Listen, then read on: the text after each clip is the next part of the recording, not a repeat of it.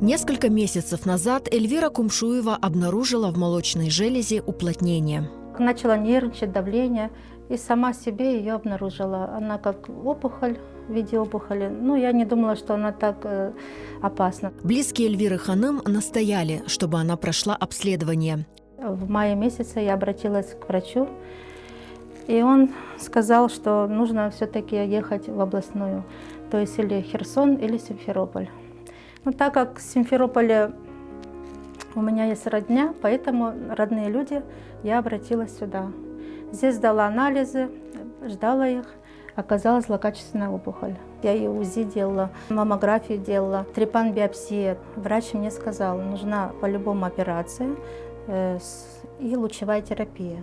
Месяц назад Эльвира Кумшуева приехала в Крым из Херсонской области. Из-за отсутствия российского гражданства лечиться бесплатно она не может. Женщине назначили операцию в частной клинике 27 июля. Прогнозы, чем раньше, тем лучше. Это меня успокоило, что я пришла вовремя. И что не нужна химиотерапия в данный момент, нужна лучевая. Лучевая терапия тоже это 21 сеанс, это долго. В течение месяца надо получить эти лучи, дорогостоящие. Назвать точную сумму для лечения сейчас сложно. Она будет зависеть от результатов исследования.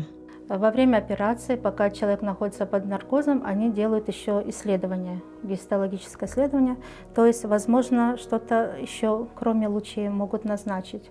То, что аппарат может не заметить. Есть такое, что если там какие-то, допустим, лимфоузлы, какие-то клетки, то, возможно, еще что-то будет, какая-то дополнительная терапия. Сейчас Эльвира Ханым проживает в Крыму у родственников. Она просит всех неравнодушных людей помочь ей побороть болезнь и пройти лечение, собрав необходимую сумму. Мы остались без работы, и собрать такую большую сумму сложно. Не хватает средств. И родственники, соседи, хорошие друзья, все мне пришли на помощь, но очень дорогостоящее лечение. Такая болезнь, она не любит время, не ждет.